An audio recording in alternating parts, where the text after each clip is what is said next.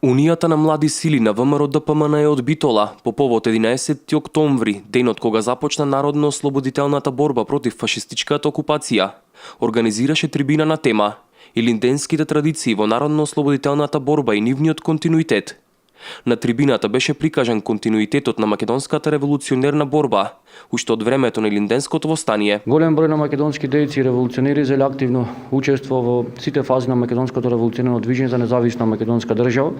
Па така во самата идеолошка платформа на ВМРО-ДПМН како партија стои дека партијата се залага за национално помирување на сите македонски поделени идејни струи.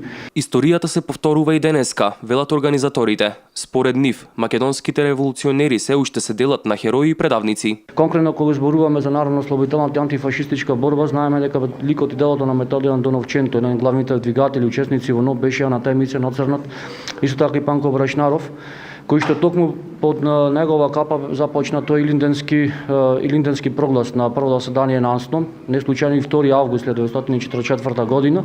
Токму во духот на илинденските традиции Панко Брашнаров ги го започнува и го отвора прво заседание на АНСНО. Со организацијата на трибина од ваков карактер, целта според организаторите беше да се оддаде почит на сите оние кои се бореле за независна македонска држава, без разлика на нивната идеологија.